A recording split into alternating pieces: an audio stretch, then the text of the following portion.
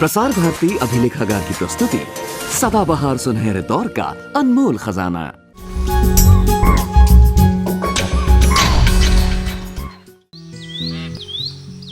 एक सुनहरी ठंडी सुबह बांधवगढ़ के जंगलों में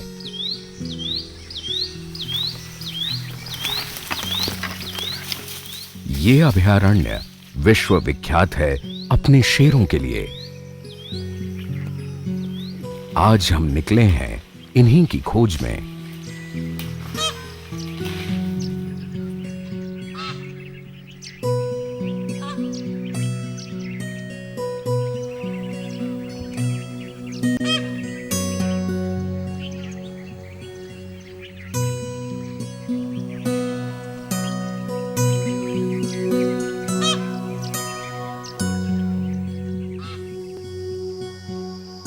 मध्य प्रदेश की पौराणिक विंध्य पहाड़ियों में स्थित बांधवगढ़ का ये इलाका 1967 तक रीवा के अधीन था और उनकी मनपसंद शिकारगाह थी।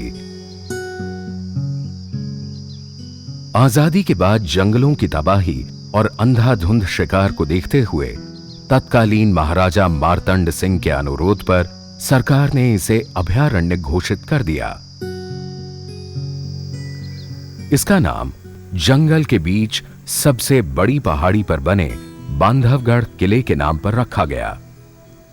हम हॉट एयर बलून से इसी पहाड़ी पर उड़कर आसपास के जंगल को देखना और समझना चाहते हैं। इसके लिए हम निकल पड़े बांधवगढ़ किले की ओर। कभी लोग यहां हाथी और घोड़ों पर ही आते जाते होंगे। इसका बुलंद दरवाजा और इमारतें इसके वैभवशाली अतीत को दर्शाते हैं। किले तक पहुंचकर यह स्पष्ट हो गया है कि इस खड़ी चढ़ाई और तंग रास्तों से होकर हमारा बलूनिंग का भारी साजो सामान ऊपर तक नहीं पहुंच सकता, लेकिन हम इसके ऊपर से उड़ना जरूर चाहेंगे। दूर दूर तक फैला जंगल और पहाड़ी इलाका हमारी बलूनिंग के लिए बड़ी चुनौती है।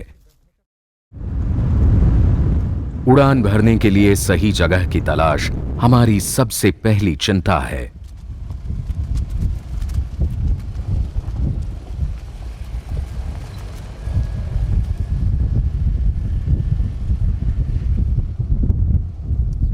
दरअसल बलून में उड़ने की हमें कोई दिक्कत नहीं, लेकिन हमारा लक्ष्य तो किले के ऊपर से उड़ान भरने का है।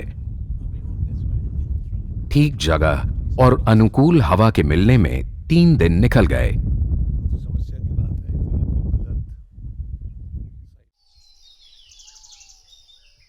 आखिर अगले दिन ताला गांव के पास एक बड़े मैदान से ही हमने उड़ान भरने का फैसला लिया। बिल कुछ चिंतित हैं। गैस का मीटर काम नहीं कर रहा, जो उड़ान के लिए बहुत जरूरी है। हमारी किस्मत अच्छी है कि कैप्टन के पास एक दूसरा है। फटाफट इसे बदल हम तैयारी में जुट गए। सहकर्मियों ने बास्केट पर बर्नर लगाकर तैयार कर दिया।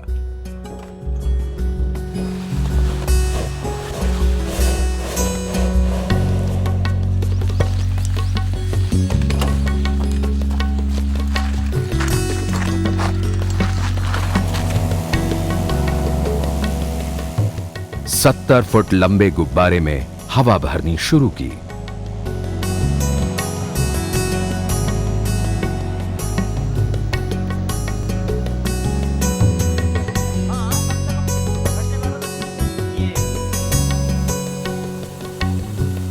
बर्नर की मदद से हवा को गर्म करना शुरू किया। 1.5 लाख घन फुट हवा वाला ये गुब्बारा ऊपर उठने लगा।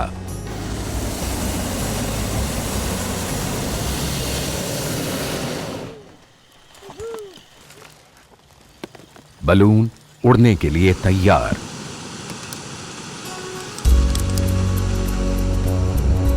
जीप से बंधा रस्सा खुलते ही शुरू हुआ हमारा जंगल का रोमांचक सफर।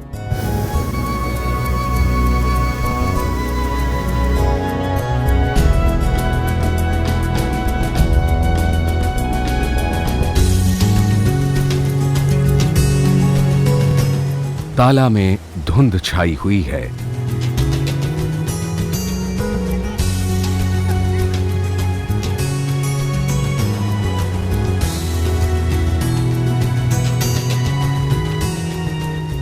आठ किलोमीटर प्रति घंटा वाली हवा हमें पश्चिम की ओर ले चली। हम विचलित हैं कि कहीं हमारी सारी मेहनत बेकार न हो जाए। Because of Over this the height, plateau. it's not visibility is not. No, I appreciate that, but to actually get into the park, we needed Yeah. to go high, and to Right. get out of the park, we're going to need to go high. Bill एक अनुभवी captain है। उन्होंने गुब्बारे को 1500 foot ऊपर उठाया। सूझबूझ काम कर गई। ऊपरी हवा दक्षिण की ओर है। हम ठीक दिशा में बढ़ने लगे।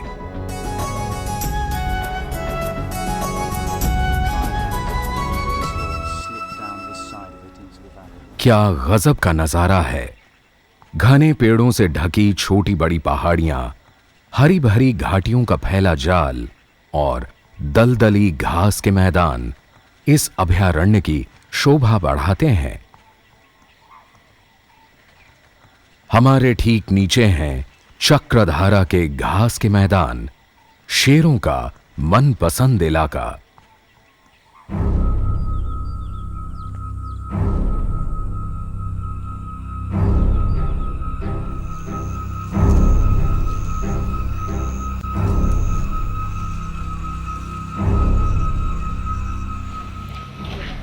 रोड पे निकल घुमा ले भाई गाड़ी। शेरों और दूसरे वन्य प्राणियों को राहत देने के लिए भरसक प्रयास किए जा रहे हैं। सूचना तंत्र में सुधार कर दिन रात निगरानी बढ़ाई गई है।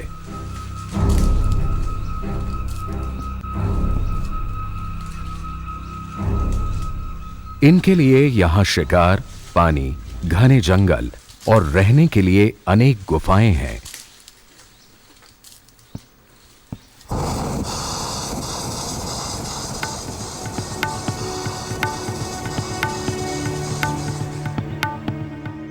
अभयारण्य के मैदानी इलाकों में साल और बांस का जंगल है, जबकि पहाड़ी ढलानों पर मिला जुला जंगल। हमारी फोटोग्राफी के मद्देनजर कैप्टन बिल बदलती हवा से जूझ रहे हैं। उनकी पूरी कोशिश है कि हम किले की तरफ बढ़ें।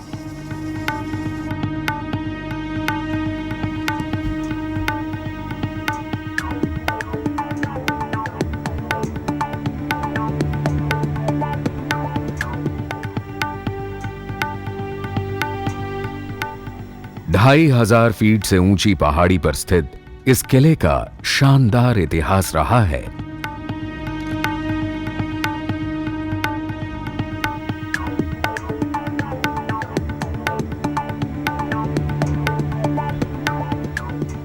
आखिर वो घड़ी आ ही गई जिसका हमें बेसब्री से इंतजार था।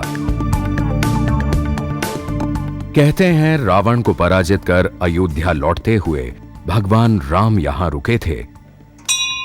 उन्होंने ही इस किले का निर्माण करवाकर लक्ष्मण को सौंप दिया। यह किला बुंदेलखंड के चंदेल राजाओं के भी अधीन रहा। शायद उन्होंने ही यहां पर 10वीं शताब्दी में अनेक मंदिर और मूर्तियां बनवाई। इनमें भगवान विष्णु के 9 अवतारों की रेतीले चट्टानों में तराशी विशालकाय मूर्तियां खास हैं।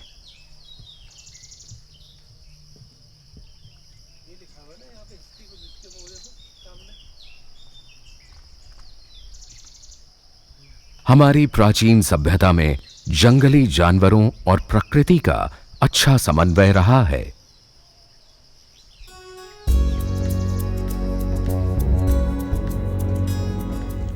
आज सिर्फ पानी के तालाब, एक मंदिर और खंडहर ही शेष बचे हैं।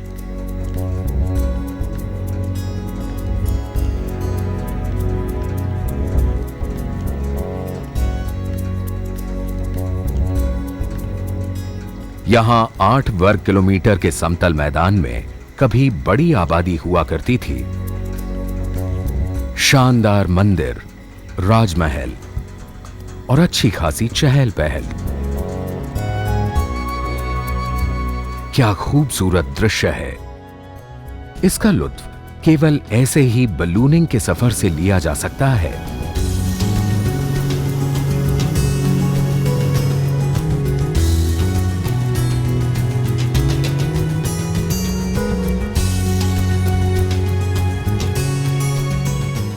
पहाड़ी की ये सीधी चट्टानें गिद्धों के लिए वरदान हैं। इन्हीं में इनके घोंसले हैं।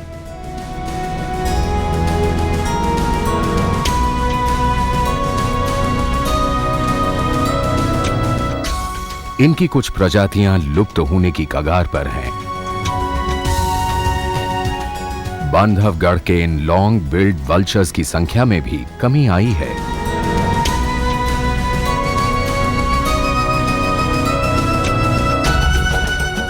हमें उड़ते हुए 1 घंटा हो चुका है और पार्क का एक बड़ा हिस्सा अभी पार करना बाकी है।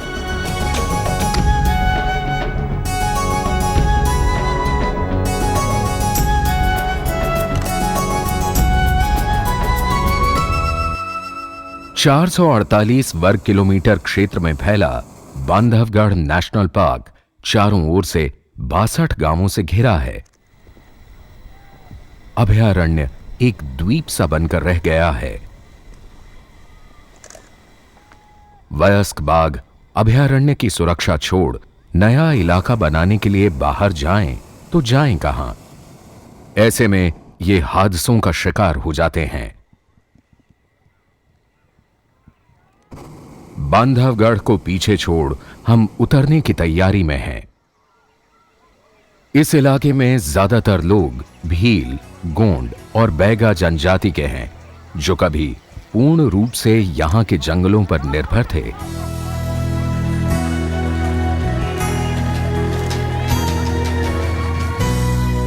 हम ऐसी जगह खोज रहे हैं जहां से सड़क पास में हो और बलूनिंग के भारी सामान को आसानी से बाहर निकाला जा सके।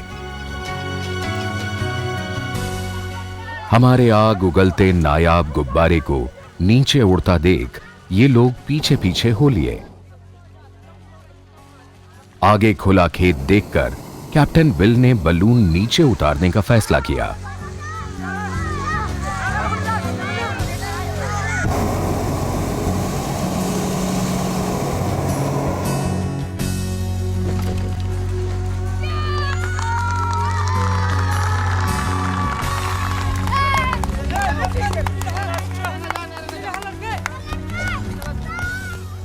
हमारी सपोर्ट टीम का कुछ पता नहीं। उन्हें तो अभयारण्य का पूरा चक्कर काटकर यहां तक पहुंचना होगा। पेट का दुख ना हो, लक्ष्मी का दुख ना हो। लक्ष्मी का मेहनत करी, हम मेहनत करी, अपना भगवान करी। लक्ष्मी तो भगवान का मर्जी से आएगी। वो खुदा अपना किदार से वो अब आए हैं सब। लोगों ने बताया कि सड़क यहां से दूर है। रास्ते में नाले भी हैं, जिन्हें पार कर गाड़ियों का यहां तक आना संभव नहीं। नाला है, वहां से कैसे कब जाएगा आदमी? अब का पैदल जा सकते हैं? अब नाले में हमारे पास एक विकल्प है, बलून को उठाकर पैदल करीब 1 किलोमीटर सड़क तक ले जाया जाए। लोगों के सहयोग और उनके उत्साह के आगे ये मुश्किल नहीं लगता।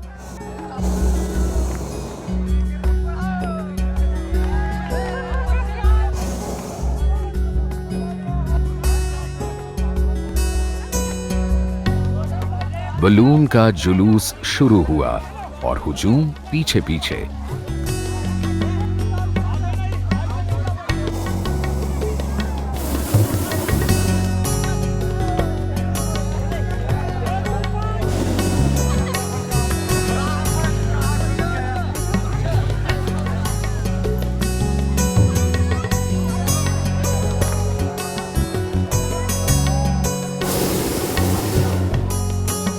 हवा में तैरते बलून को ताकत की कम, समझ की ज्यादा जरूरत है। ऊपर से पेड़ को बचा के, पेड़ नहीं लग जाए। बिल बहुत परेशान है, कहीं बलून पेड़ से उलझकर फट न जाए। पर इन सीधे सादे लोगों को इसकी अहमियत का एहसास नहीं। This way, this way, this way, this way, this way. This way, this way. I'm sorry, I'm going to have to ask.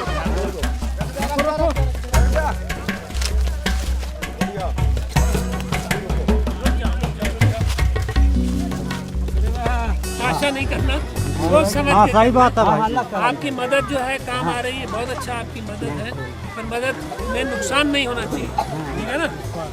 ठीक है ना?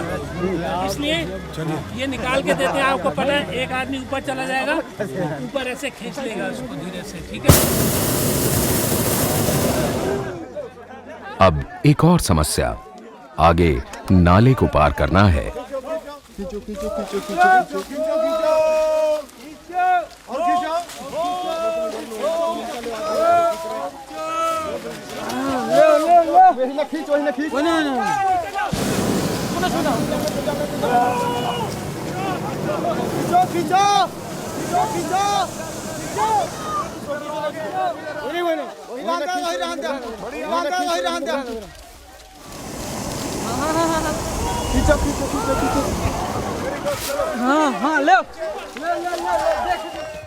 जैसे तैसे पेड़ों से बचते बचाते हम आगे बढ़ रहे हैं। बलून का संतुलन बनाए रखने के लिए बास्केट में हमारा बैठे रहना जरूरी है।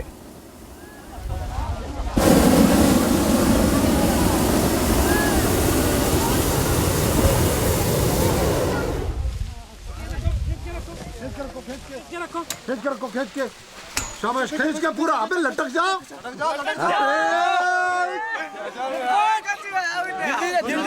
शाबाश, बढ़िया।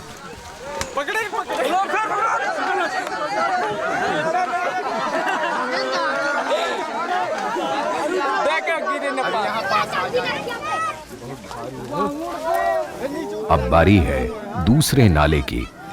उड़ा ले ना, उड़ा ले।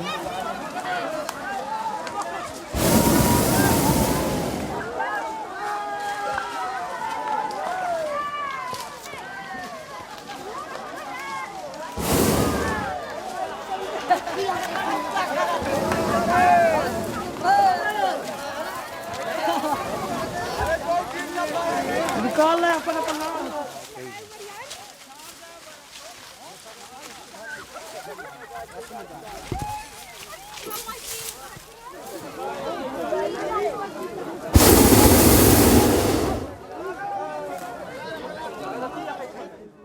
हम दिल से इनके आभारी हैं। इनकी कड़ी मेहनत से हम एक सुरक्षित जगह पर पहुंच पाए हैं।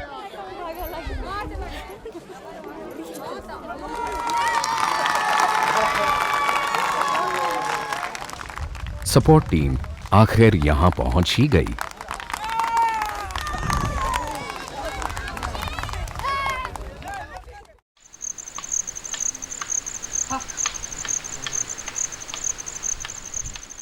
लोगों के खेत अभयारण्य को छूते हुए हैं। ऐसे में जंगली जानवरों और आदमियों का टकराव लाजमी है। वन विभाग के लिए जंगली जानवरों को अभयारण्य तक सीमित रखना एक नामुमकिन बात है। दूसरी तरफ इन्हें बचाने के लिए लोगों का विश्वास और सहयोग भी बहुत जरूरी है। पर हम ये कहते हैं कि यहाँ तुम लोग भी अपना गांव के आसपास और बाहरी आदमियों को देख रेख किए रहो। देखते रहते सर। जरूरत जब वो समझो तो विभाग को सूचना दो। बहुत अच्छा है। और कोई तकलीफ हो तो बताओ भाई। बस तकलीफ इतना है हजूर कि खेत बाड़ी करते हैं, खेती करते हैं तो भी सामर भी आता, चीतर भी आवा थे, सुमर भी आवा थे, बांदर भी आते हैं। यही नुकसान करते हैं। तो हम लोग अब 24 घंटा जब खेती कर लेते हैं किनारा तो 24 घंटा लाठी लेकर खड़े रहते हैं। बस तकलीफ इतना है हजूर कि फिनिशिंग चैन फिनिशिंग लग जात। अच्छा। कम से कम नहीं 13 से 4 मीटर लग जात तो हमको बड़ा आनंद आवा। वो बन रहा है, मंजूरी उसकी आ गई है लगभग। तो वो तो तुम्हारी समस्या हल हो जाएगी। वन विभाग के सामने मुश्किलात बहुत हैं। एक ओर लोग तो दूसरी ओर वन्य प्राणी। संवेदनशील जगहों पर ऊंचा तार जाल लगाकर क्या हम अभयारण्य को एक खुले सफारी में तब्दील कर रहे हैं? ये कुछ हद तक गांव के मवेशियों को जंगल में आने से रोक सकती है, पर शेर जैसे चतुर शिकारी को नहीं। ये बाघिन रात भर खेतों में रहने के बाद वापस अभयारण्य में घुसने का रास्ता ढूंढ रही है।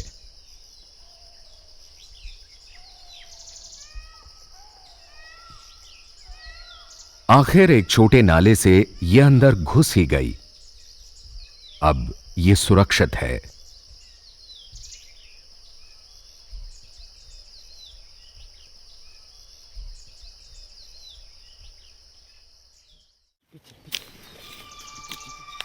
अगले दिन हम अपने हाथी स्टैंड को लेकर चक्रधारा की उस शेरनी को देखने के लिए निकल पड़े जो अपने 4 बड़े बच्चों को पाल पोस रही है।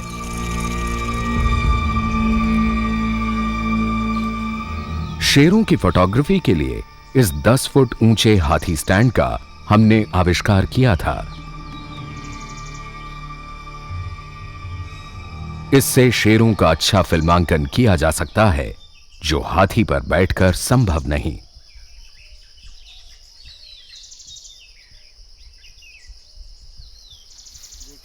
शेरनी बड़े लाड़ प्यार से इन्हें जंगल के संघर्षपूर्ण जीवन के लिए तैयार कर रही है। ये बच्चे कुछ महीनों में मां का साथ छोड़कर स्वतंत्र जीवन शुरू करेंगे। देखना यह है कि बढ़ती हुई चुनौतियों का सामना करते हुए इनका जीवन कितना स्वच्छंद और सुरक्षित होगा।